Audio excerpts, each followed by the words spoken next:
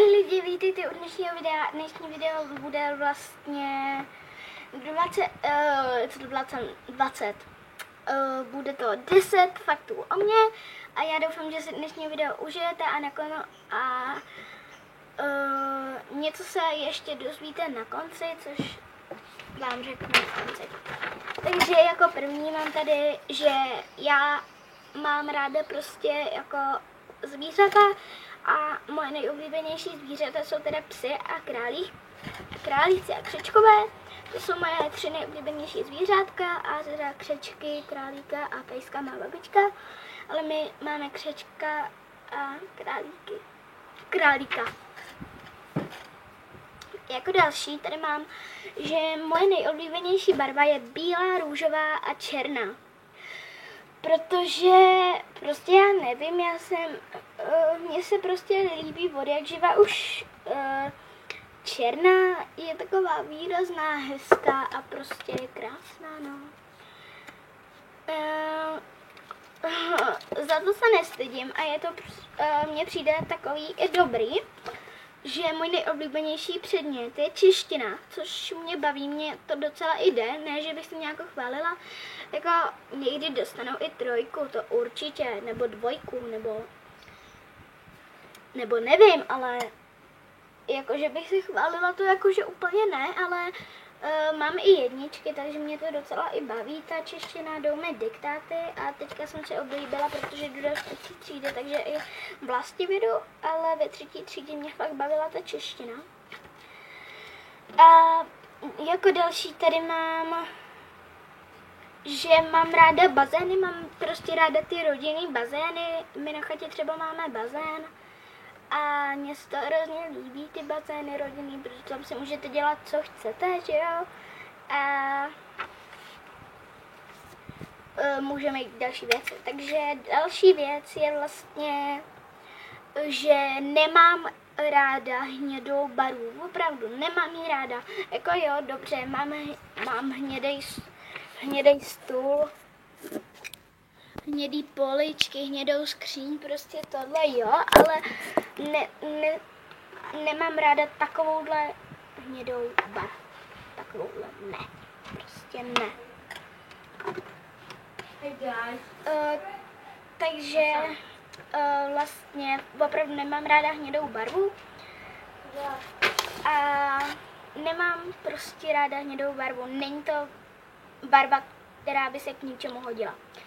Jako další tady mám, že moje nejoblíbenější pohádka jsou Mimoni, což si myslím, že je docela dobrá pohádka, protože se mně líbí, jak to tam mají zpracovaný a hezký.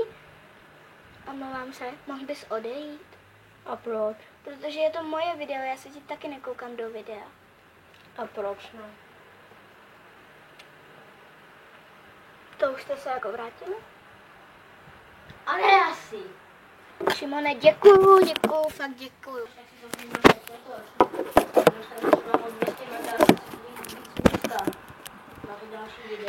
Ahoj lidi, vítejte u dnešního videa a dnešní video bude vlastně 10 faktů o mně. A můžeme jít rovnou na to. Takže jako první věc. Mám ráda psy a králíky, prostě mám ráda různý zvířata a takhle. A můžeme jít rovnou na druhou věc a to je vlastně, že moje nejoblíbenější barva je růžová, černá a bílá. Což si myslím, že bílá a černá jsou barvy, prostě si myslím, že to jsou barvy, protože co by to jiného bylo. A jako další mám ráda můj nejoblíbenější předmět je jako vlastně čeština. A protože mě docela jde, jako nechci se nějak chválit, to určitě ne, ale dostanu někdy i tu 1, takže mám opravdu nejoblíbenější tu asi češtinu. A teďka, protože půjdu do 4. třídy, tak jsem nakukovala do sešitu a docela se mi i líbí vlastivěda, takže si myslím, že mě taky asi půjde. Jako další, že mám ráda bazény, prostě mám ráda rodinný bazény, mám ráda vodu a takovýhle prostě věci, je to docela dobrý a ty rodinný bazény vlastně slouží k tomu, že si můžete dělat, co chcete vlastně v tom bazénu. On je totiž váš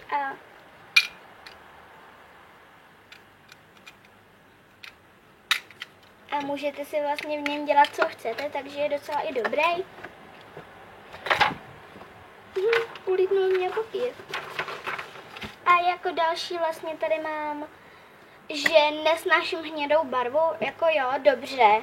Mám hnědou skříň, Branka má hnědou postel, hnědý stůl, hnědý poličky, to jako jo, ale nesnáším prostě tmavě hnědou barvu, což je třeba jako i tahle. To je hnědá barva, opravdu, to vám můžu ukázat dokonce. Hnědá barva a nesnáším prostě takovýhle nevýrazný barvy, k ničemu se nehodí a je prostě hnusná. A jako další tady mám, že moje nejoblíbenější pohádka jsou teda Mimoni, líbí se mi, jak to mají zpracovaný, jak to vlastně vypadá. Hlavně, že se mně tam líbí Bobík, to je postava, která je opravdu milá, roztomilá, je prostě, má lásku prostě, ke každému vyjádří lásku a je prostě hrozně hodný ten Bobík. A jako další tady mám, že až bych chtěla být velká, tak bych chtěla být zpěvačkou, ale to asi nevíde, takže budu asi youtuberkou, což mě taky baví a to je vlastně můj sen už od malička, ale myslím si, že mě to asi nevíde. Jako další, že nemám ráda Star Wars. Nemám ho prostě ráda. Je to taková divná pohádka. Střílí se tam, mečuje se tam, to mě prostě nezajímá, to je spíš pro kluky a takovýhle. A jako další, to už se blížíme k posledním 2 věcím a to je vlastně, že předposlední, že mám ráda plišáky, prostě tu pliš, jak si ji můžete pomačkat, v ruce si ji můžete pochovat a prostě je úplně dobrá. Tak a jako poslední věc, na kterou jsem přišla od youtubera Denise TV, takže tě zdravím, jestli se na tohle koukáš. A opravdu ona, a je to hra teda Slither.io, tak moje nejoblíbenější hra je opravdu Slither.io, protože přišel za náma bratranec a řekl, hele, já jsem našel novou hru Slither.io. Takže jsem vlastně řekla, že už to znám, ale vůbec nevím, jak se to ovládá, ale je to opravdu docela dobrá hra, takže si myslím, že ji asi hraje hodně youtuberů i youtuberek, prostě třeba Anioli a prostě je to dobrá hra. Takže já doufám, že jste si dnešní video užili.